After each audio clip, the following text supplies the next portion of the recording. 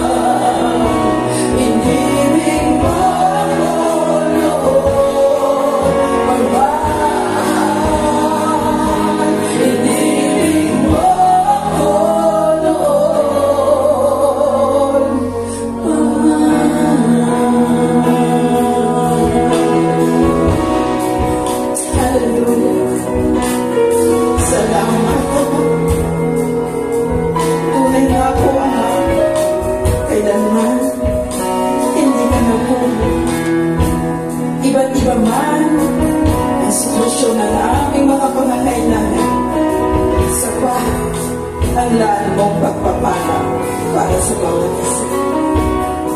Ama, patawarin mo po kami sa panahong ikinipilit namin ang aming mga sariling kakayanan. At ikaw po ang nagiging huli naming nilalapitan. Sorry, Ama, kung nakakalimot kami, kung gaano mo kami kamahal, na maging ang iyong doktor na anak ay nagawa mo pahintulutan ng buwis ng buhay alang-alang sa amin. Sa bawat araw ng aming buhay, Ama, sambahin na ngalan mo. Sa umagang ito, Ama, loobin ko na muli namin alalahanin ang iyong walang hanggang pagmamahal, ang iyong katapatan, magpasagot ang hanggang. Sa iyo lang po ang pinakamataas na papuri, ang pinakamataas na pagsamba sa matamis na pagmahal ng inyong anak na si Jesus. At ang lahat ay magsabi lang, Amen! Amen!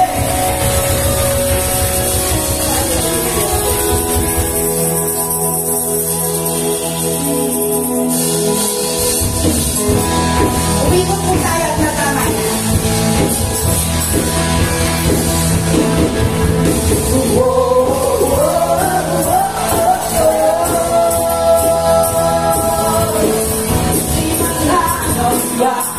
Sa kawalan pagpapala mo'y nakinaan, di magtatakot sa panahili, pagkanariyan sa panahili, magdidinan sa pagsubok, ang pagsama mo'y iyak at lubos, ipapipigil sa pagkawin, pagkat ikaw ay mabuti, pagkat ikaw ay mabuti.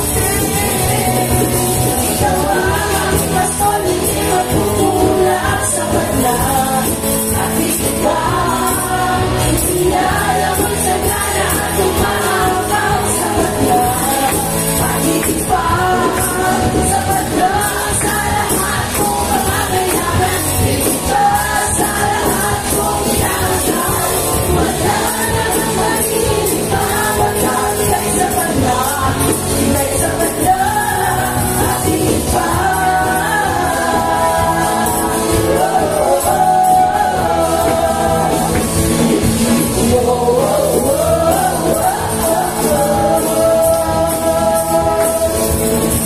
Di ba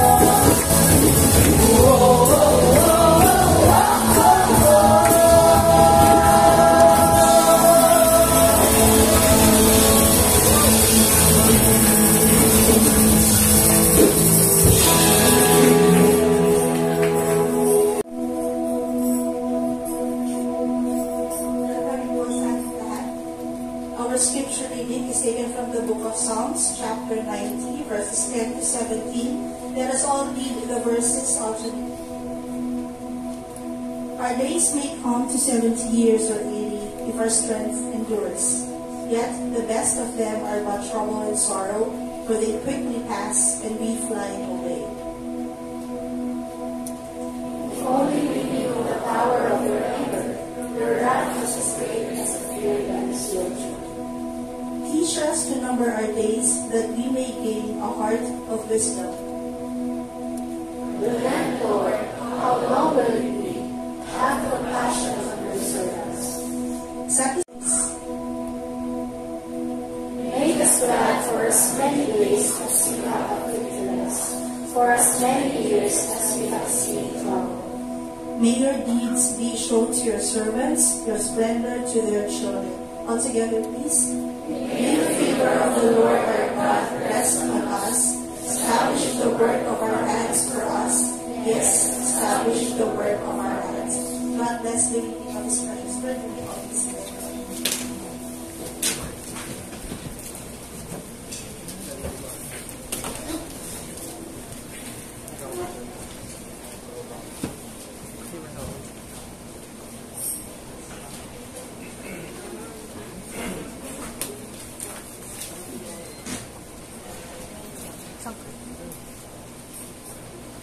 Amen. Muli natin palakpakan ng Panginoon. Amen. Salamat sa maraming taon, Panginoon. Yung mga hindi nakakaalam, alam niyo po bang 65 years old na ako? Hindi halata, no? Hindi halata sa libo mamaya. Sino bang gusto sa inyo tumanda? Anong ideal age para sa tao? Yung gusto natin na edad? Na hindi ka nangangailangan. Ganun, tipong ganun. Mga 50 siguro. Tama ko, golden years. Kasi marunong ka na, punong-puno ka ng alam, tapos marami ang karanasan. Siguro makakapamuhay ka na ng masagana at kasi marami ka pang dapat nalaman. Marami ka pang maling magagawa. Pero habang tumatanda ka, nababawasan yung mga maling nagagawa mo. Diba? Ang mga maling nagagawa mo na lang, yung mga pinagplanuhan. Hindi ka na nabibigla na magkamali o magkasala. Pero pag mas matanda ka na sa matanda, natilad ka na 60 paakyat, sino ba sa inyo rito ang 60 paakyat? Paakyat na sa langit. Yan. Alam ko, si Brother Ruben, mag-80 na yan. Tama pa, Brother Ruben? Mag-80 na si Brother Ruben. Si Brother Ruben, ang pinaka-masugid kong miyembro na lalaki dito sa church. Ako, isa na lang ata hindi namamatay, no? Ito yung pinaka-matatag eh. Dahil isang araw nahuli ko siya sa jeep. Lasing siya. Lasing siya eh. Pero yun yung turning point niya eh. Kasi sabi niya, Pastor, huli na ito na makita mo akong ganito. At tinutuo po niya. Kaya siguro pinahaba ng Diyos yung buhay niya. Kaya tutuhanin niyo rin yung mga pangako natin para nahaba ang ating buhay. Natsyempo po sa akin itong outline na ito na sinadya ni Pastor Jerome dahil ako daw ang dapat magturo nito para sa mga old age, honoring God through the years. Yan. At napakaganda ng ating teksto sa Psalms 90. Basahin niyo pong muli yun at nilay-nilayin niyo. May matutuklasan kayo doon ating pag-usapan ng umaga. Okay, we always say that a society is only as good as how they treat their weak and aging members. Totoo nga bang mahusay ang isang lipunan kapag maganda ang buhay ng mga matatanda? Ang isang bansa na hinangaan ko para dyan ay ang Japan. Mataas ang pamantayan nila para sa mga matatanda, paano asikasuhin at bigyan ng magandang trato. Pero siyempre, mangyayari lang yun kung aral at marunong yung mga anak at mga apo. So, ako na kung babanggitin ay 4 na Ito para po sa mga anak at sa mga apo. Ito yung 4 na hindi may iwasan na kalagayan ng mga matatanda. 4. Huwag nyo kakalimutan to. Kung kayo po ay hindi pa lolo at lola, ito ay para sa inyo. Okay, unahin natin. Their days are numbered. Sabihin niyo sa katabi niyo, bilang ng araw mo. Bilang na ang araw ng mga matatanda. Sa aming angkan ko, ang pinakamatanda yung lolo ko, 72 namatay. The rest lower than 72. Ang father ko, 71 siya namatay. Ako kaya, tatagal kaya ako ng 72. Mas nahihitan ko ba ang lolo ko? Sa tingin ko, hindi. Kasi ang lolo ko noon, principal sa teacher siya eh. Wala siyang mabibigat na mga trabaho. Ako nung bata pa ako, age 13, nagtatrabaho na ako sa construction. Yung build ng katawan ko ay bugbog ito sa dusa, saka sa hirap, saka sa pagod. Siyempre may panahon ng paniningil. At ngayon na nararamdaman ko na yung singil eh. Sa maghapon, siguro nakakawalo o siyang na beses akong makakit sa third floor. Lumihinda ko na sa gabi. Masakit na yung paa ko. Tapos ngayon, meron ako ditong, di ko alam kung rayuma ito eh, na pag lumalamig, sumasya na ditong buong siko ko. Sakit. Kaya sa Vietnam, ito ang dinaramdam ngayon eh. Minsan nararamdaman ko, gusto ko magkaroon ng maraming pera. Yun na nararamdaman ko ngayon eh. Nararamdaman ko gusto kong kumain sa masarap na restaurant, at iba pang mga nararamdaman ng mga matanda. Dahil, nagre-regress na yung kanilang yung kanilang katawan eh. Diba? Hindi naman tayo forever forever young. Walang totoong forever yan. Hindi ho totoo yun. Although sa Japan, nag-iedad sila ngayon ng 100, pinakamatanda ngayon, 123. At karamihan, majority ay umakyat na po ng 80, 90. Ang lalakas pa. Kaya ang problema, wala na salin lahi. Kaya doon sa Europa ngayon, nag-aanyaya sila ng maraming mga immigrants galing dito sa Pilipinas. Dahil ang Pilipino, ang pinakamagandang kasama sa kanilang bansa. Yun ang sabi po doon ha. Sabi din ng mga kababayan natin, Pilipino gusto nila makasama sa bansa nila kasi masino, masipag, saka matatag. So, tumigil na yung population nila, lalo sa Italy ba yun? Italy. Tumigil na yung population nila. Gusto nilang alagaan, mga aso na lang. Aso na lang. Habang aso na alagaan nila, yung mga Pilipino anak ng anak.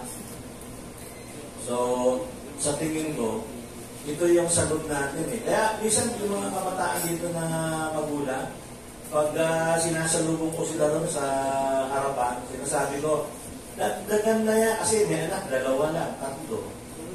Sabi ko, kasi misis, hindi na cesarean sana, 8 sana gusto ko anak eh.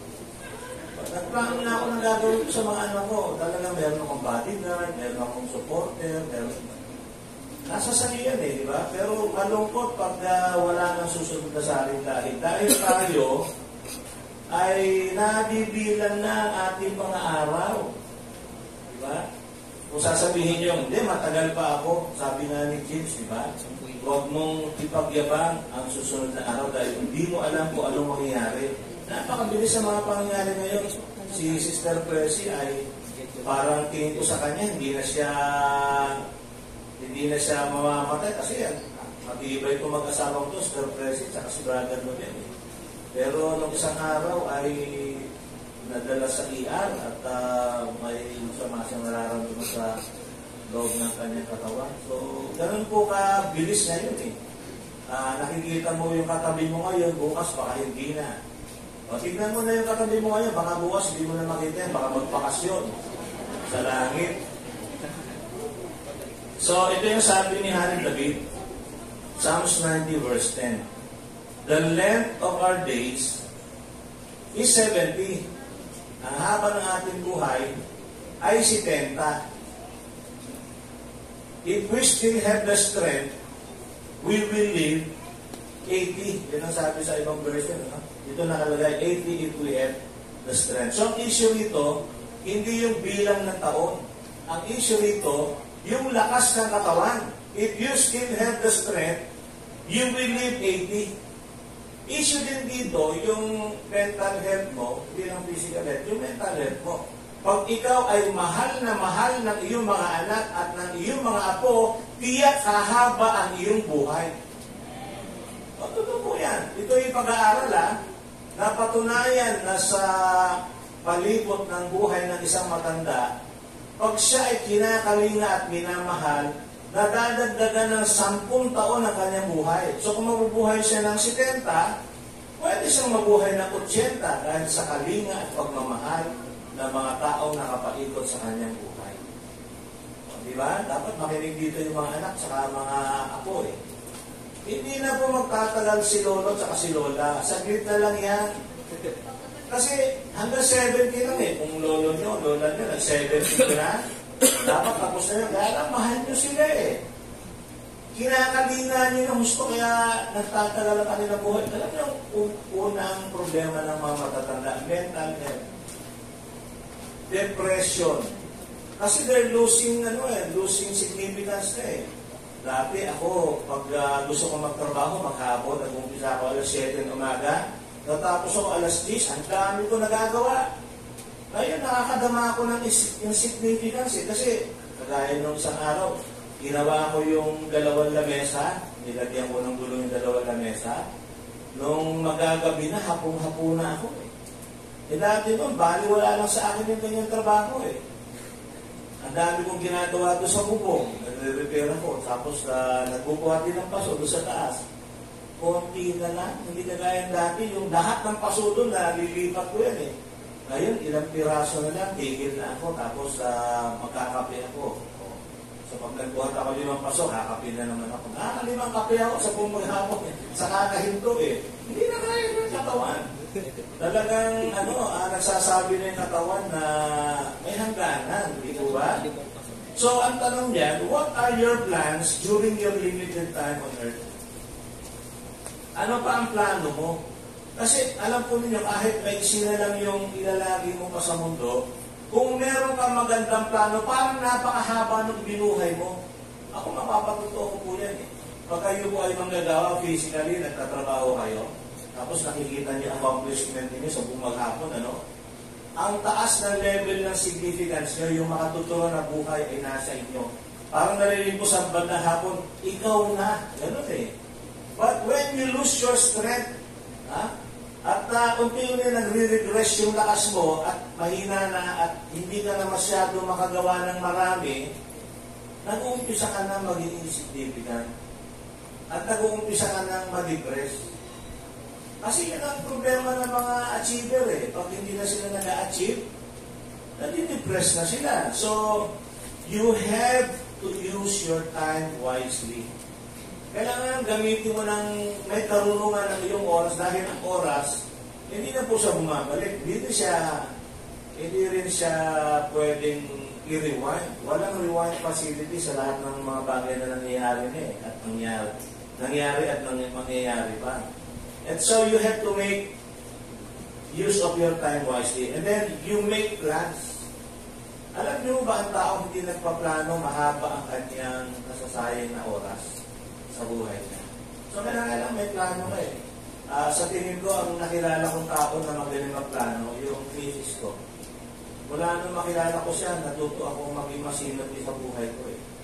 Magaling magplano si misis. Sabihin mo kung ano ang gagawin niya sa loob ng isang linggo, nasulat niya na po.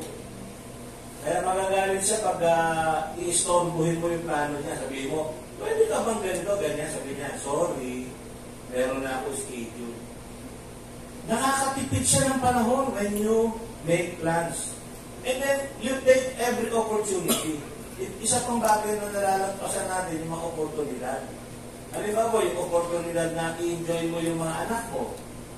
Pag pinalipas mo yan, iba inaskaso mo, hindi na babalik yun eh. Magkakaroon ka naman ng panibagong oportunidad. Pero, nasayang mo yung nagdaan na oportunidad na meron ka, supposed to be, na na-enjoy mo yung iyong mga anak o yung iyong buong pamilya. And then you aim for significance. Yun yung huling-huli na, na matamlay tayo, yung ibalik yung ating katuturan. May ginagawa tayo dati na mabunga tayo eh. Saka nararamdaman natin yung katuturan ng buhay natin. Itinigil natin. Balikan po natin yun. Kaya minsan ako yung naiinis sa sobrang protective ng aking mga anak saka yung aking asawa. Kasi ayaw na nila akong pagtrabahuhin sa taas. So, si Jamela, ang sinasabi sa akin, mag-Netflix ka. Kasi siyempre kung mag-Netflix ako, mag-merienda naman ako, hindi na ako umayag, lalo ko tumataba. So gusto ko magtrabaho. Kaya, alam niyo po bang nakagawa ako ng pulpit itong ganito na 26 pieces? Ito, 26 pieces. Yung nagawa kong offering box na nandoon, yung nilalagyan niya ng inyong guys ng offering, nakagawa ako ng 58 na ganyan. Nakatambay lang ako sa taas ha. Lahat ng mga kahoy na itinabi ko, mga tabla na itinabi ko, nagawa akong offering basket sa ganito. Hindi ako insignificant. Kahit nakatambay ako sa taas at ayaw nila akong palabasin, hindi na ako makadrive sa labas ngayon. Natatakot na sila mag-drive ako mag-isa eh. Marami na tinanggal sa akin. Marami na akong mga privileges na tinanggal dahil na sa edad ko. I-consider ko din yan. Pero siyempre, kahit nakatambay ako dyan, marami akong pwedeng gawin. Marami akong magagawa pa. Dahil hindi pa naman ako nalagutan ng hininga. Kaya magagawa pa ako. Yung lola ko, naalala ko siya nun dahil napakasipag niya eh. May dinaramdam din siya. Pero alam niyo, napakalinis ng aming kusina. Napakalinis ng aming bahay noon sa Project 3. Kasi hindi siya pumapayag na walang gagawin. Ang father ko din, nung siya ay matanda na, 70 years old na siya, naglalagay pa po ng troso yan. Dinala ng ate ko sa Amerika yan, na nanirahan siya ng 4 na taon doon. Hindi niya natin, sabi niya, Joe, iuwi mo na ako. Dinala ko sila sa West Virginia. Sabi ko, sige, uwi na tayo, umuwi ka. Pag uwi niya, ang ginawa ka agad, naghasa ng lagari at naglagari. Nangihina siya kung walang ginagawa. O tandaan po ninyo, mga anak, mga apo, nangihina ang mga matatanda kung walang ginagawa. Kung ayaw silang lalabas, pagbilangin nyo na lang ng pera. Di ba? Ang baka nyo ng pera sa lamesa, tapos pagbilangin ninyo. At least masipag na gagawin niya yun. So, their days are numbered. Number 2, they're losing significance and meaning. With their old age, they can impart experience and wisdom to their families, community, and church. Sabi ng panalangin ng mga awit na Psalms 90 verse 12, Lord, teach us to number our days aright, that we may gain a heart of wisdom. Ano ba ang karunungan sa pagbilang ng iyong mga araw? Ito ay pagpuno ng katuturan. Huwag mo hayaang may araw ka sa buhay mo na walang nangyari. Naranasan niyo ba yung walang nangyari buong maghapon, tapos natulog na lang kayo sa gabi? Meron ba kayong ganong karanasan? Lahat tayo may ganong karanasan eh. Anong pakiramdam ba? Masaya ba? Ako, ang masaya ako pag matutulog ko sa gabi, yung pag iniisip ko lahat na nagawa ko sa buong maghapon, ang saya ng pakiramdam ko at ang himbing ng tulog ko. Pero kung wala akong ginawa at marami akong kinain, malungkot ko ako bago matulog sa gabi. Actually, hindi nga ako makatulog eh. Kasi busog ako eh. Mas gusto ko yung tuloy-tuloy na trabaho kaysa yung puro pahinga. Sa ating pagtanda, hindi ko ginugusto yung nagpapahinga. Gusto ko may ginagawa. Kaya bigyan niyo ako ng marami pera at bibilangin ko. Babalik ko rin siyempre sa inyo. Number 3, they are physically regressing, mga anak, mga apo. Ang inyong lolo't lola ay nangihina. Physically regressing. Unti-unting nangihina ang kanilang katawan. So, ano dapat mong gawin? Tanungin mo sila kung ano ang gusto nilang gawin. And you assist them. Amen? Buti pa ang kalookan, meron silang assist you. Diba? Nag-assist palagi. Sabi nito sa Ephesians 6:2, honor your father and your mother, which is the first commandment with the promise that it may go well with you and that you may enjoy long life on earth. Ayan. Tanungin mo sila kung ano ang gusto nilang gawin at kung ano interest nila. Kasi siyempre, pag matanda na, isa mahirap din Sa totoo lang po, ako malilimutin eh. Minsan na, hinahanap ko yung salamin ko, nasa ulo ko pala. Balik ako ng balik sa kwarto, na may kukunin ako, hindi ko pa alam kung kukunin ko. Nakaka-relate si Mr. Ben. Hindi totoo po. Hindi ko ma-imagine na dadating ako sa ganyang siguro dahil na-stroke ako, baka may tama yung utak ko doon sa parte na yun. Pero talaga, may kausap ako, kasasabi nila ng pangalan niya, hindi ko matawag, nakalimutan ko kaagad yung pangalan. Talagang tayo po ay nangihina. It's the children's God-given responsibility to take care of their aging parents. Kahanga-hanga ang mga Pilipino sa sa Ilocano yung pag-alaga? Agtarakin. Yun yung word na narinig ko doon sa lola ko eh. Siya agtarakin, kinyayo ang amin. Ako ang mag-aalaga sa inyo lahat. Hindi niya naman kinaya kasi may edad na rin siya. Diba? Pero yung salitang agtarakin, dapat i-apply yan sa mga matatanda eh. Kasi sino mag-aalaga nga sa kanila? Kanina, tinanong ako ni Jamela, sabi niya sa akin, Daddy, masaya bang kayo na lang ni Mami dito? Sabi ko, hindi, malungkot kami. Bakit? Walang mag-aalaga sa amin. Sabi ko na, ako na naman yun, sabi. Totoo naman, siya talaga mag-aalaga sa amin. Wala siyang magagawa doon. Kasi wala pa siyang asawa. Gusto niya kami nakasal. Mag-asawa siya. Diba? Pero sino mag-aalaga nga pala sa amin, no? Kaya ngayon, nagpaplano na ako na lilipat kami ni Mrs. sa kahit maliit na kwarto lang, basta wala ng hagdan. Tahanan walang hagdan. Ang hirap umakyat sa third floor, akala po ba? Alam niyo, nung ginagawa ko itong simbahan, sinadya ko talagang walang diretsyong hagdan. Dahil naintindihan ko na mayroong mga miyembro na hindi kayang umakyat ng tuloy-tuloy. Tsaka kinatatakutan ko araw-araw, yung humina yung bibig ko. Kasi yung paghakbang nyo, yung unang hakbang nyo pababa, at nag-fail yung hakbang ninyo, medyo marami din yung untuganin yung hagdan eh. Dahil ginawa ko bali-bali. Pag-hakbang mo ng mga tatlong hakbang, meron agad landing. Tapos bakit naman ng 8 hakbang may landing na naman. Bali-bali dahil pag ikaw ay nahulog, hindi ka bali-bali. Di ba? Kasi may lalandingan ka. Di ba? Lahat yung pinaplano na eh. Kasi nga, hindi na kaya at dapat merong nag-aalaga at tarakin. At dati ang tarakin kinyayo. At yan ay responsibilidad ng mga anak. Ako'y nalulungkot, may kilala ako mga anak na nilagay yung kanilang matatanda sa home for the aged. Okay pa naman din yung nilipat nila ng buti, wala dito yung sinasabi ko. Pero, inilagay sa home for the aged. Ako, sabi ko sa mga anak ko, dadalhin niyo ako sa home for the aged, hayaan niyo na lang akong mag-isa. Huwag niyo na lang akong pakialaman. Diba? Parang parang namang itinagwa ka na pag ganun eh. Pag tumanda din kayo, gusto niyo yung inyong mga anak at mga apo, ay tatangkilikin din kayo. Kaya yung ako kong dalawang lalaki, binibrainwash ko na eh. Papala, I'll take care of you, but you have to take care of me. Okay, klasika. Wala kang ibang asahan eh. Hindi mo maasahan ng ibang tao.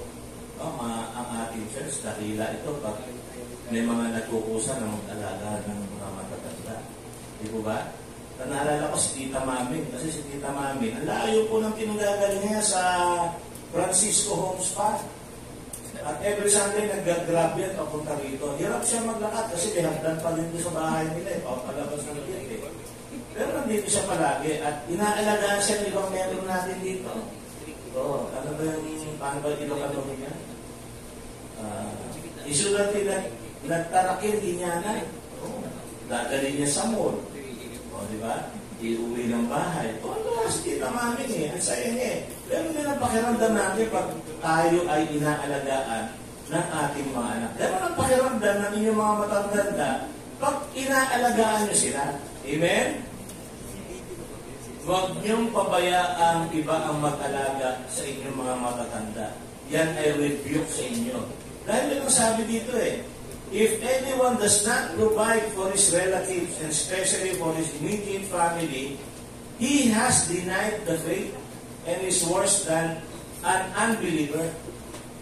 Huwag natin ipaalaga sa iba, tayo mismo ang mag-alaga.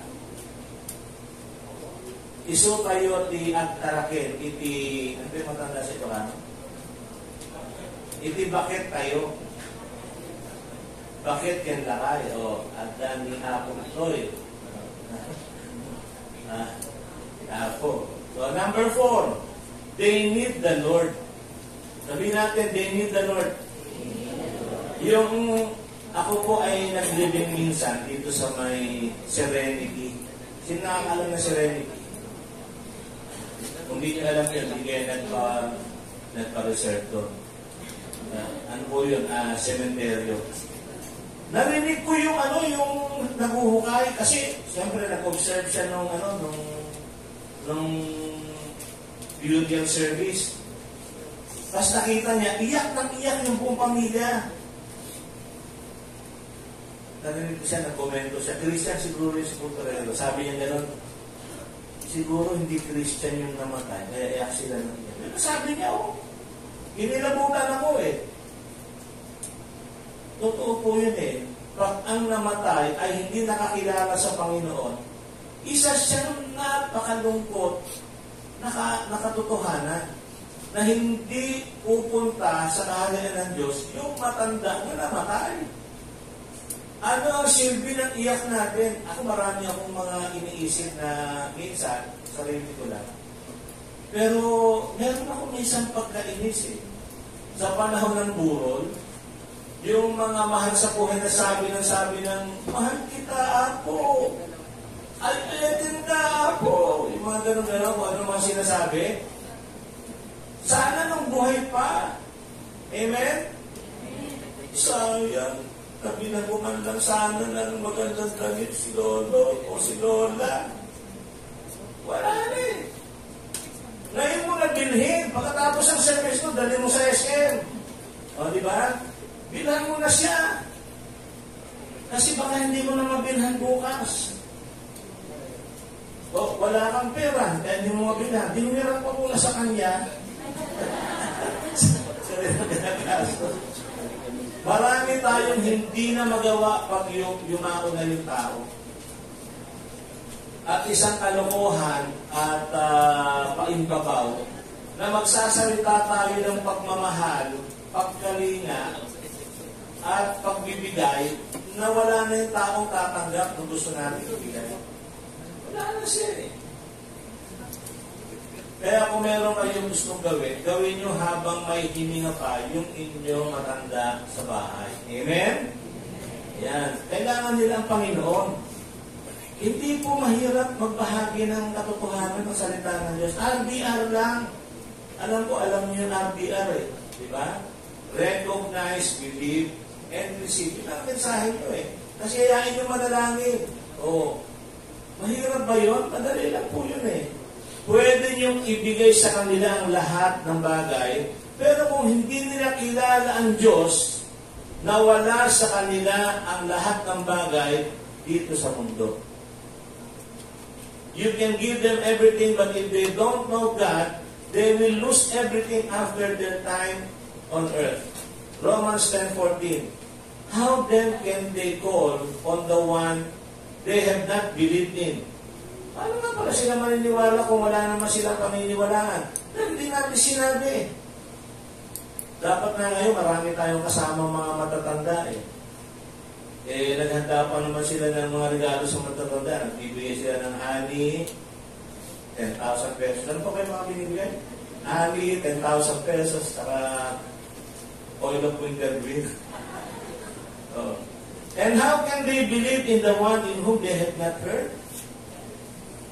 Wala silang narinig sa atin Paano sila maniniwala? Kumuha kayo ng tracts dyan mamaya kung mahirap kayo mag-share. Ibigay niyo yung tracts na you need a fresh start. And how can they hear without someone preaching to them? Kung ayaw niyo mag-preach sa kanila, ako mag-preach sa kanila, dalhin niyo rito tuwing linggo.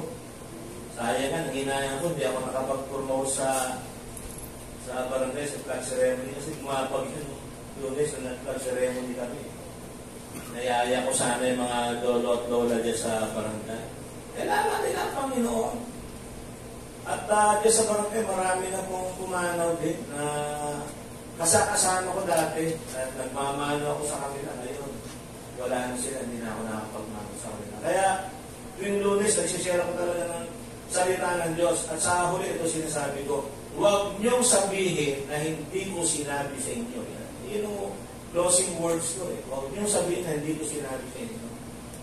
Baka huli ng lahat tayo ay pumanaw na wala na tayong pagkakataon makakilala sa Panginoon. So we should lead the elderly to a relationship with the Creator, the one they will meet after this life. Yung mother ko, father ko, saka lolo ko, yung nakamulatan kong namatay, pati biyanan ko. Siguro nandun na sila ngayon, and theologically speaking, wala na silang pakialam sa atin dito. Probably they are just watching us, observing, pero hindi na nila tayo mapapakialaman dito eh. Pero paano yung mga napunta sa impyerno? Na sila ay hindi na nakilala sa Panginoon, gayong tayo ay nakakilala sa Panginoon, bakit sila nasa impyerno? Dahil hindi natin bahagi sa kanila ang mabuting balita. Ako, konsensya ba tayo? Tinatablan ba tayo? Dapat. Kasi mabilis na lang yan eh. Their time is almost at hand. Malapit na eh. Malapit na po. Kaya kailangan makasigurado na sila ay nasa Panginoon. Ako, hindi ako nag-aalala kay Esther Presi nung dinala sa ER eh. Sabi ko, nag-aalala ako doon sa mga alam ko na hindi pa nakakilala sa Panginoon. Pero itong mga to, naging matibay sila sa pananampalataya hanggang huli. Hindi ako nag-aalala sa kanila. Sabi ko lang, in Jesus' name, be healed. Period. Kung sila yung pabain pa ng Diyos ang buhay nila, amen. Pero kung kukunin na sila, hindi ako nag-aalala dahil sila ay nakakilala sa Panginoon. Amen? Si Sister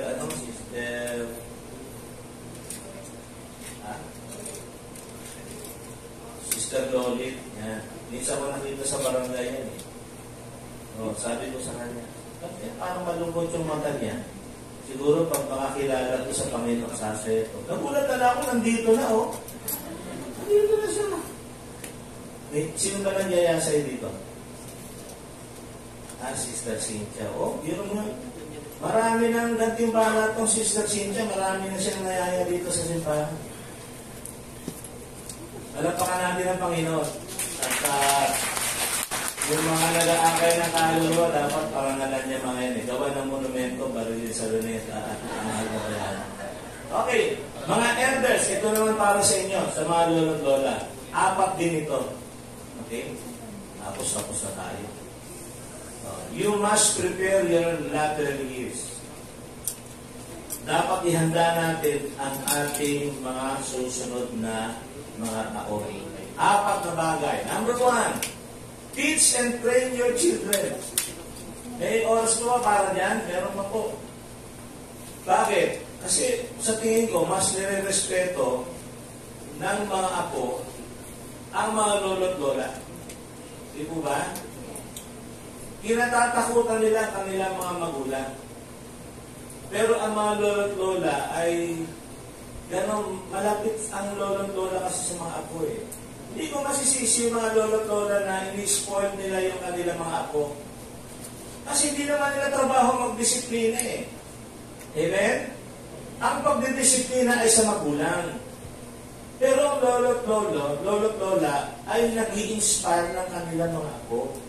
Nagkukwento sila, alam nyo, nung panahon ng hapon, di ba? Wala pa kaming milk tea noon. Gatas lang ng kalabaw. Haluan ng konting ng camping. Milk tea na. With pearl.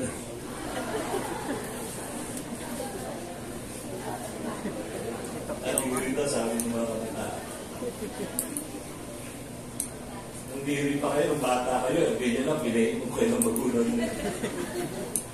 You have to teach and train your children. Ito natutuhan ko sa buhay eh. Sa mga nakakabata magulang, pakinggan po nito. Pag ang anak mo bata pa,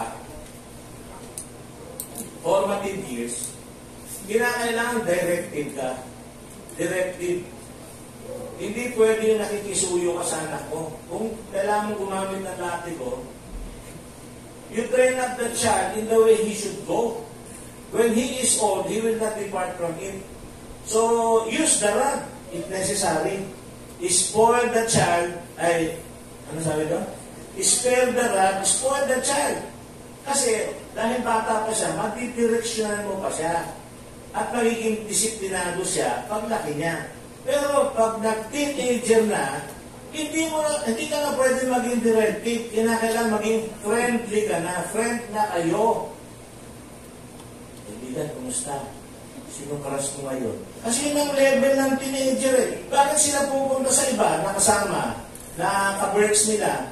Hindi ka nakikilevel eh. Ang kailangan niyan, best friend. Para sasabihin niya yung sikreto sa'yo. Diba? Ganun ang kaibigan eh. Eh pag hindi nag-i-evolve yung magulang na out of place sila, dahil hindi sila makalevel sa mga anak. Ngayon, umakyat na sa young adult na. Anong tawag mo sa kanya? Friend pa din? Hindi na, partner na. Ano yung sabihin ng partner? Anak, magbabayad na ng ilaw, sagot mo na.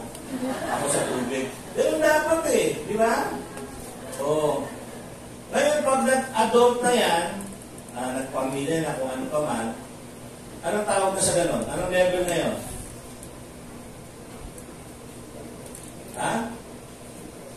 Mentor na yung lolo at lola. So, hindi nawawala ng trabaho yung lolo at lola eh. Dahil tuloy-tuloy yung kanyang coaching, mentoring, na hindi dapat masayan yung kanyang naranasan, yung kanyang mga gintong karunungan at kaalaman na natutuhan sa buhay. Wala naman pinanganak na marunong na eh. Tanongin niyo yung batang yan. No? So, anong masasabi mo sa... tanongin mo siya, sabihin mo sa kanya, anong masasabi mo sa ginagawa ng NASA ngayon sa Amerika? Hindi niya masasagot yun. Di ba? Ano malay niya ron? Pero tanongin mo siya, sino ang pinakagawa mo nga klase mo? Sabihin niya. Sasabihin niya kagad.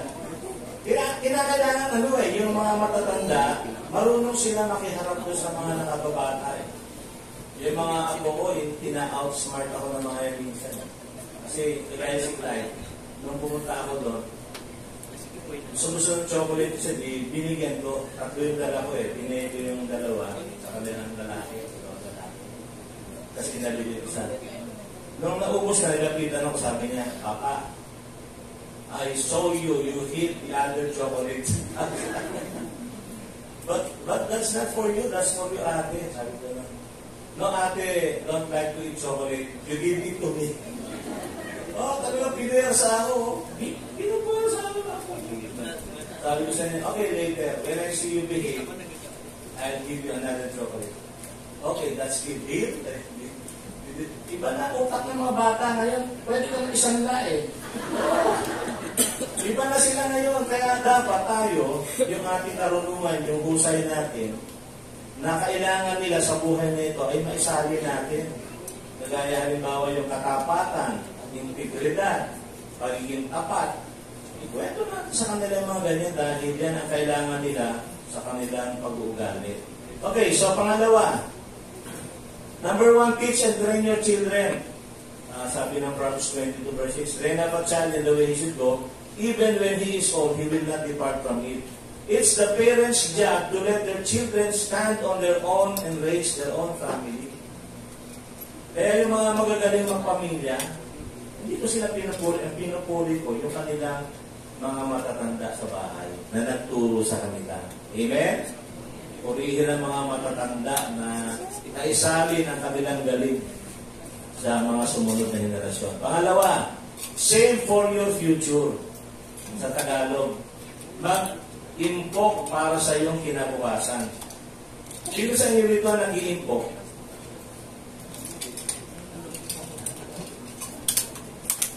Nagtatabi kayo.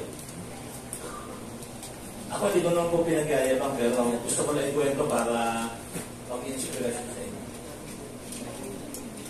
Magaling po ako mag-ipon. Hindi ako po report. I believe I am a generous person. Pero ako ay magaling mag-ipon. Ang sinag ako.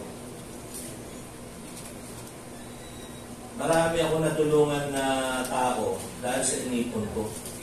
Pagkatapos kong ibigay ng tulong, ipon na naman ako. Ngayon, pinagsisisihan ko eh. Kasi na-deprive ko yung sarili ko ng maraming bagay sa kaiipon ko. Hindi daang libo, hindi naman bilyon. Bilyon siguro. Bilyon sama ng loob. Sa nagdaang panahon na walang magandang plano para sa pag-iipon. May pag-iipunan po tayo, babanggitin ko sa inyo mamaya. Kasi una, what happens when the nest is empty? Kung ang mga anak mo ay nagsilisan na sa bahay dahil nagsiasawa na, kayo ba, meron ba kayong polisiya sa pamilya niyo na pag nag-asawa sa bahay niyo para titira? Kami ho, ang policy namin sa bahay, pag nag-asawa ka, out ka na. Yung napangasawa mo, kung babae kasi dalawa anak ko sa lalaki. Pastor Jerome, siya talaga mananatili dito. Kami ni Mrs. ang aalis dito pag wala na kaming silbi siguro. Lilipat na lang kami sa isang maliit na apartment para hindi na namin lilinisan ng malaki. At walang hagdan. Ayun. So, ikilitian na lang kami sa isang kwarto at mabubuhay kami doon na happily ever after. O paano pag empty na ang nest? Ano gagawin ninyo? Wala kayong mabunot. Nangangailangan kayo, wala kayong mabunot. Naubos na yung kilay nyo sa kabubunot. Pero wala kayong panggastos. So, kailangan magtabi po tayo. Amen? Magtabi tayo. You shouldn't give everything to your children at the expense of your future needs. Alam niyo ba na pag nag-edad ka na 50 ang yung ayon po kay Dr. Jamil, kaya po yun ang sabi nito sa akin, pag nag-50 ka, automatic yung dugo mo, lumalapot. So kahit mukhang pakaramdam mo malakas ka, magpatingin ka kasi baka kailangan mo ng maintenance. Dahil yung maintenance medicine mo, siya ang magkukontrol ng lapot at labnaw ng iyong dugo. May binibigay po sa barangay, sa opisina ng Fitlos ka. Pero hindi ko yun para sa lahat. May particular na pwede makahingi doon. Pero libre naman. Bahit namin B12, meron silang pinamimigay dyan. Pag senior kayo, pumunta lang kayo at bibigyan po kayo. Magpatingin po tayo. Hindi libre po ang magpatingin. Ang alam ko, 800, pag nagpatingin ka, babayad ka sa doktor ng 800 eh. Tapos mga exams mo, every quarter, nagpapa-blood camp kami, ni Mrs. We have to know, di ba? Kung anong kalagayan ng aming katawan. Kasi gusto pa namin maglingkod sa Panginoon ng mahaba-haba eh. Siyempre, kung masakitin na, kagaya nun, dinadaanan ako ng gout dati, 2 weeks ako nakahiga, 2 weeks ako nagpapahinga. Pagbangon ko, may gout na naman ako. Walang tigil, 6 years yan eh. Di nakagraduate na ako, di na ako nagkakagout. Si Pastor Jerome naman nag-take ng course na yun. So minsan nakahiga yan, 2 months. Walang putol talaga, tuloy-tuloy yung kanyang pamamaga. Ngayon, nagkasakit tuloy sa puso. Nung nagkasakit sa puso, nakilala namin yung kaibigan ng cardiologist na champion sa joints.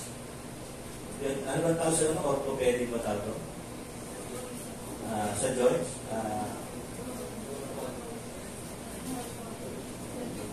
Yung gano'n na, yung joint doctor. Siya pala nakatuklas ng gamot na malalabasin yung uric acid, tapos madali kang makaka-recover. 2 days lang siya ngayon eh. Dati yan, 2 months na nakahiga eh. 2 days na. Pag ininom niya yung pampalabas ng uric acid, makamaga siya agad. Sigaw na sigaw yan. Pero isang gabi lang yun. Pagkatapos nun, makakalakad na siya, unti-unti, tapos maging SM na ulit. Yan lang trip niya, SM lang eh. Yan ang buhay niya, gano'n lang. Simbahan, linggo, tapos SM na minsan-minsan. Masaya na siya eh. So, dahil nagkasakit sa puso, kaya nakilala yung doktor. Everything works together for good talaga eh. No? Yeah? Kung di siya nagkasakit sa puso, hindi rin siya madideliver doon sa pinanggalingan ng sakit niya sa puso, yung now. Yung paraan ng Diyos, iba eh. Pero, gumasos po kami. Nakamilyon na rin kami sa kanya. Hindi libre. Pag may nangyari sa akin, hindi naman libre, pupunta ako sa ospital. Kailangan may ipon ako. Kailangan meron akong naitabi. Kailangan may naitabi kayo. Baka yung inyong mga anak ay magdamot. Alala ko na nagkasakit yung father ko nung nagsabi ng kapalit ko, o sige, mag-ano na tayo dahil magbabayad ka sa ospital. Hirapan talaga. Wala kang magagawa pag nagkait ang anak mo eh. Pero siyempre, kung may naitabi ka, may kasabihin na tayo, pag may sinuksok, may matulog. You shouldn't give everything to your children. Sabi po dito sa may Ecclesiastes 5:19. And it is good thing to receive wealth from God and the good health to enjoy it. To enjoy your work and accept your lot in life, this is indeed a gift from God. Ang ganda, no? Biro niyo, pinahintulutan pala ng Diyos na sumagana tayo, pero hindi mo ibibigay lahat sa anak mo. Magtatabi ka para sa sarili mo. Amen? Magtabi ka dahil hindi ka sigurado kung yung anak mo, mahal ka talaga. Hindi mo sila masisisi. Depende siyempre sa relasyon niyo, no? Siguro kung yung anak mo, yung pakakainin mo, nilalawayan yung pagkain. Kapag sa iyo, di ba? Pag nakasalita, papalumot ka nun. Pero, kung medyo inisa yung anak mo, nakasalita, ano sasabihin sa'yo? Uting na. Hindi ka rin makakatanggap ng tulong sa kanya. Kailangan lang magtabi ka.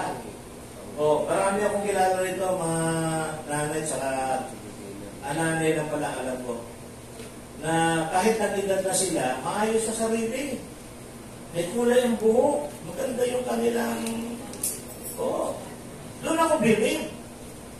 Ngayong pa ba ninyo, pagkakaitan ng sarili nyo, ngayong nalalapit na ang inyong sandali? Ngayon pa ba pagkakaitan ng sarili mo?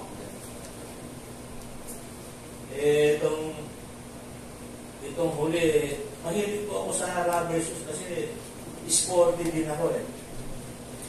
Ang mahal, Skechers, 9,000. Di bumili na ako sa Lazada ng 100 na rubber shoes.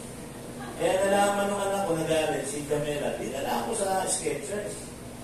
Nag-sale naman. So, binila niya ako ng dalawa yun. Aasar ako sa sarili ko kasi dinipride ko yung sarili ko eh. Iba yung focus ko eh. Siguro dahil ako yung focus sa paglilingkod sa ministry, ang focus ko doon sa pagtulong, sa kapwa ko pastor, sa mga membro, na nakalimutan ko yung sarili ko, pinitipid ko yung sarili ko. Diba, pag nagkakapi kayo, gusto nyo yung medyo makapang-kapang. Ang palaya nilang pinipila ko sa kapi ko para ako ba yung ano mga paraan eh. Di ba? Mali talaga siya eh. Ito ngayon, number 3. Make plans after retiring. Ano ang retirable age natin? Masabi sa bang retirable age niya? Optional 60. Pero may nalito mo 65 eh. Compulsory. Okay. Optional is 60. Anong plano niyo pag nag-retire na kayo? Kung wala kayong plano, magtanong po kayo kung ang dapat gagawin na nag-retire. May marinig po kayong magandang mga payo eh. It is a God-given gift to enjoy the remaining years of your life. Yung nasabi po ng Ecclesiastes chapter 5. Plano ng Diyos na ma-enjoy mo ang natitirang taon ng iyong buhay. Kaya huwag kang papipighati sa kakulangan, sa mga wala, sa mga bagay na nagpapahirap sa iyo. Kung anong meron, i-enjoy mo. Amen? Kung may mga kaibigan ka, mahilig manood ng senior pag Lunes kasi ang senior libre pag Lunes, di ba? Sumama ka. Sumama ka. Doon ka na mag-plancha, at least malamig doon. Plancha. Pero nasina. Diba? Natutuwa ako sa mga nakikita ko sa SM pag Monday. Monday all over. Natutuwa ako dahil i-enjoy nila yung nalalabing. Pero ang ginagawa ko, tinatandaan ko minsan yung mga mukha. Akala ba niyo hindi ako observant? Pag umakit ako doon sa taas, tinitignan ko yung mukha ng mga nakapila doon. Kasi baka hindi ko na sila makita eh. But I admire them kasi ini-enjoy nila yung nalalabing panahon ng kanilang buhay. Hindi sila nagpumulong sa bahay. Walang gano'n. You try your very best na ano mo yung sarili mo, i-entertain mo rin siya by putting yourself in a position na you should be enjoying your time in your life. Amen? O kahit yan, punta ka lang ng park o ikot-ikot ka lang sa park, maganda yung gano'n eh. Hindi yung nakamukmuk ka sa bahay. Napakalungkot ang buhay na nagmumukmok. O, ito sabi sa chapter 8 verse 15, Ecclesiastes.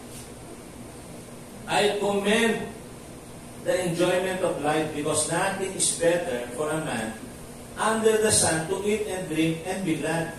Then joy will accompany him in his work all the days of the life God has given him under the sun.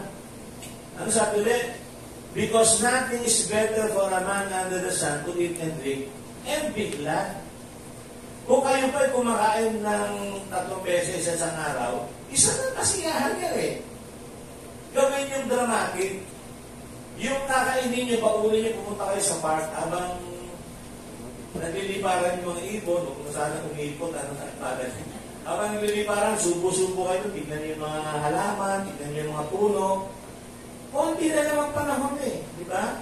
Why should you be bothered by all your difficulties, your trials, yung mga pinagdaraanan natin, mga mental problem? I-enjoy natin ating buhay. So, paano yun? Ito, may ilang suggestions, 4. Have a manageable house. Kung malaki po yung tinitirhan ninyo, ibenta nyo na lang, bumili na lang kayo ng maliit na bahay na hindi nyo kinakailangan magwalis di umaga. Sa probinsya kasi namin, alala ko na pag umaga, nagwawalis na yung lola ko, no? Ang laki ng ginawalis na bakuran. Sabi ko, pag tumanda ako, hindi ko gagawin yun. Magpapawalis na lang ako. So, have a manageable house. Pag gano'n kayo, i-reconstruct yung bahay o kaya tanggalan ng mga hagdan o paguhig yung lagyan. Yung CR natin sa likod, alam nyo kaya ginawa ko yan? Dahil nakaintita kami. Sa mga elderly natin. Kasi may hagdan dyan dati. Hirap na hirap sila. Pababa sila, pupunta na sila sa akin na naman. Sabi ko, finally, tinanggal ko yung lupa dyan. 23 na truck ng lupa, tinanggal dyan. Para mapatag yan, tapos nilagyan natin na siya para pag gusto masiyang kita mami, ulo lang sa likod. At makakasiyang. Diba? Manageable house. And then schedule some trips. Kung kayo nakakapaglakad pa po, magbiyahe na kayo. Ang sarap magbiyahe. Kung may pera kayo, huwag nyo itago dyan, magbiyahe na kayo. Lumilipas ang panahon. Amen? Nauupo tayo. Dahil siyempre, tumatanda tayo. Pero pag nagbiyahe ka na, nakita mo na yung Boracay. Hindi nakapunta ng Boracay, tasa kamay. Wow, kukunti na. Baguio, sino nakakit na ng Baguio? Umakit na kayo. Walang sasakyan, umakit na kayo na lang. Sino nakapunta na sa Hong Kong?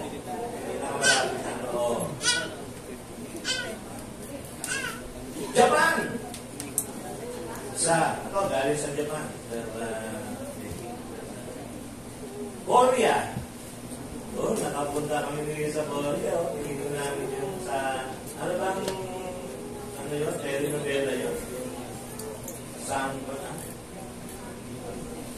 O yung silang dalawa nasa kakuyan, kulay yung mga tao. Nakapuntahan namin yung Nami Island ba yun? Ha? Ninyo Island ba yun o Nami? Ay, thank you. Alam ni Edward dito. Kasi tapusin na natin ito. Mag-schedule na po kayo. Kailan ba magagawin mo, di ba? Hindi yung pera. Nabasa ko yung nangyari kay Alexander the Great na nung siya inamatay. Paano niyo po ba yun? Nilagay siya sa kabaong na nakalagay yung kanyang kamay sa labas. Tapos pinaliwanag ko ano yun, na kaya inilabas niya yung kamay niya. Upad siya nung naparito sa mundo, wala rin siya madadala kahit ano. Nakaganon yung kamay niya. Tapos lahat ng kayamanan niya nakakalat sa kali.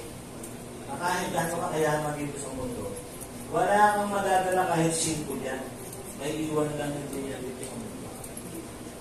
So, magpabuok na po kayo. Kahit din lang sa ato bawang mga schedule sa trip. Visit other people. Ang saya nung magbisita ngayon libre na merienda. Kita ko yung tanghalian, libre tanghalian. O hapunan, di ba? Ilan ba kilala nyo rito ang mga pamilya? O kung meron kayong 3 times 4, 12. Kung may 12 pamilya kayong kilala rito, bukay na kayo sa isang buwan. Sa isang bisitahin nyo, no? Tanghalian, hapunan, tanghalian. Pero niyo? Bakit? Bakit natin bibisitahin ang ating mga kakilala kapatid sa Panginoon at kaibigan? Malapit na kasing lumisan. Kaya hindi ko kayo mabisita minsan. Ayoko pang lumisan. Kaya yung bumisita sa akin, okay, yung huli, remain physically active. Sino sa inyo nag-exercise? Taas na kamay. Yan ang gusto ko.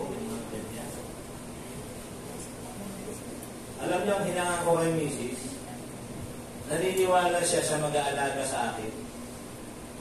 Pagtanda namin. Kaya, she's trying her best na physically fit siya. Kompleto exercise ko doon. Malakas ang nakawan ni Mrs. Talaga sa trabaho lang sa bahay, hindi yan umasa kahit nanina ko. Saka pag binabangon na si Pastor Biro, kasi siya nag-aalaga ni Pastor Biro, pag binabangon niya gano'n, nalakas po niya sa kamay lang isa, pag binabangon niya gano'n. Pag iangat niya sa kawat, sa kamay niya. Malakas si Mrs. Talaga ito, mauna ako sa kanya. Sa tingin ko, kasi para sa katawan namin, mabigas siya, saka malakas siya, malusog siya. Yun ang kalidad ng tao na may abuti ng 80, mahaba-haba pa ang buhay. Amen? We should be physically fit. Ako ang advice ko lang po, yung regular check-up, mahalaga. Huwag kayo magpapacheck up pag may sakit na kayo. Sino sa inyo nagpa-blood game? Nasa kamay, nagpa-blood game kayo. Para may din ang mga blood game. Kailangan po regular yan every quarter. Blood chem lang, malalaman nyo kung anong problema nyo. Hindi po ba? Hindi nyo kinakailang magkasakit muna bago yun. Ito po yung huli. Give your life to God's service. Mga lolo at lola, hindi pa po huli ang lahat para magtutod sa Panginoon. Set an example of true worship and passion for the Lord. Siyempre, yung mga papunta na sa Panginoon, sila yung dapat nag-init, di ba, sa Panginoon. Sila dapat yung active sa church eh. Actually, sila nga dapat ang elder ng church eh, yung mga elderly. Kasi they are full of wisdom and experiences. Dapat sila din yung nangunguna sa church. So, sila dapat yung passionate pagdating sa paglilingkod sa Panginoon. Lead and disciple the next generation. Hindi po natin nakikita dito sa ating church. Kundi, yun ay ginagawa pa din ng mga nangunguna, yung mga pastor at mga elder. Pero supposed to be, pag matanda ka na sa isang church family, isa ka sa may karunungan sa pamilya. Ikaw dapat yung nilalapit. So, sa pangwakas, show your love for your fellow believers and the ministry. Gusto ko rin kasama yung mga matatanda sa ministry kasi automatic ko respeto ng mga tao. Si Pastor Ed, yan, medyo kailan na rin. Ilan taon ka lang, Pastor Ed? 87, siguro nakaagos ng dito. Ano? 97.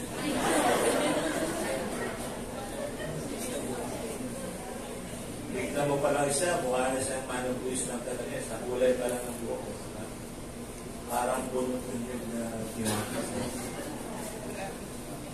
Ang saya maging matanda. Amen? Hindi dahil close ka na kay Lord. Kundi, kung titignan mo yung horizon ng buhay, ano? Ito, nagsasalita ko bilang kailan na rin. Pag titignan mo yung kulay, saka yung horizon, gano'n, ang buhay. Naiintindihan mo, naunawaan mo. Sila yung mga bata, wala, di pa nila alam yung mga yan. Di pa nila alam yung mga libo-libong gano'n, di ba yung kirot ng masaktan, yung kirot ng tadhana, kirot ng kakulangan, wala pa sila gano'n ang karanasan.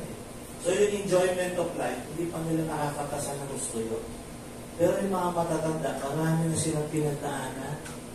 At nakakatuwa, tumanda sila, buhay pa sila, at dala-dala nila yung patotoo na ang Diyos ay mabuti sa kanilang buhay. Nandito pala si Tatay Topo, yun.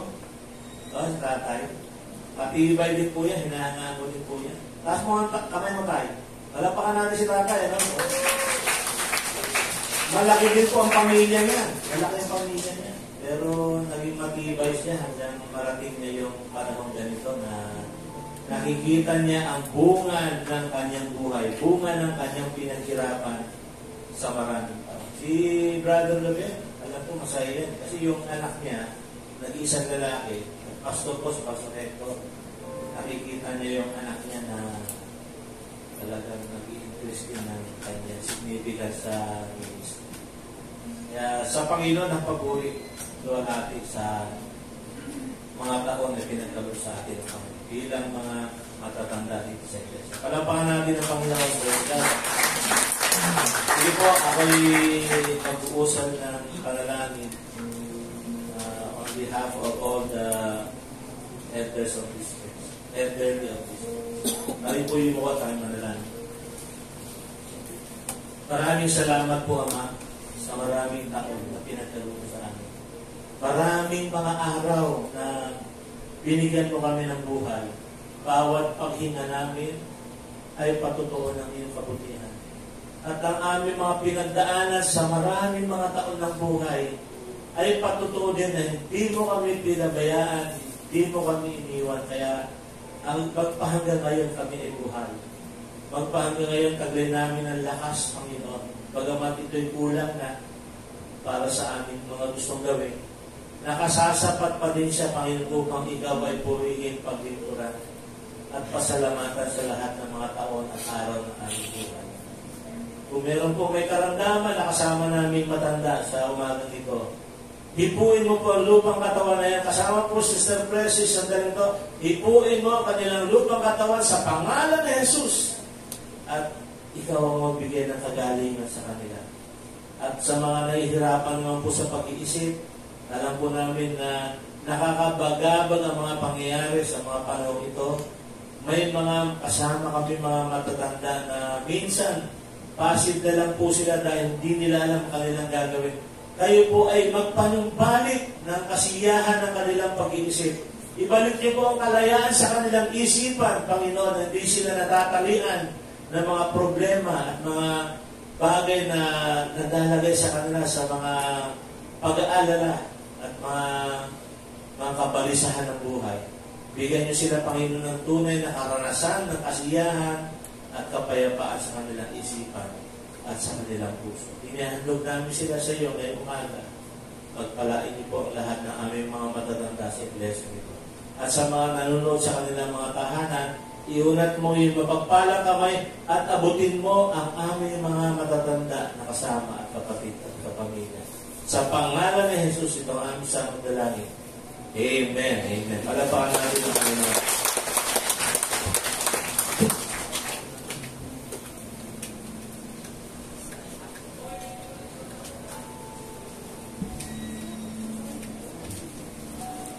Amen. Maraming salamat po, Pastor, sa napakayamang mensahe. Dadako po tayo sa ating kaloob, pero paalala po muli sa ating mga bisita. Ang pagbibigay po ay para lang po sa litinong miyembro ng Campo Jesus. Pero kung kayo naman po ay inipunan Diyos upang magkaloob, ito po ay tatanggapin upang magamit pa sa pagpapalawak ng ating gawain. Sige po tayo mukha at manalangin at buksan po natin ang ating mga puso. Panginoon, salamat po sa oras na to. Lahat po ng biyaya na natatanggap namin ay galing sa iyo. Lahat po ng lakas, kagalingan na ipinagkakaloob mo ay ito po ay binibigay mo upang kami ay maging matatag at maging masunurin sa iyo. Kaya Panginoon, nandito po kami, magbabalik sa iyo, tanggapin mo po ito Panginoon. At alam po namin ang aming pagbibigay ay isa po itong tanda ng aming katapatan. Salamat po Panginoon, inihiling ko po na lahat na magkakaloob, ganoon na rin ang hindi makakapagbigay ay pagpalain mo. Ibalik po sa kanila Panginoon ang biyayang ito. Alam po namin ang pagkakaloob na ito ay gagamitin mo pa sa pagpapalawak ng gawain ito. Pagpalain po lahat Panginoon ang bawat isa at patuloy po silang gamitin. Ikaw po ang aming itinataas. Sa pangalan ng Jesus. Amen.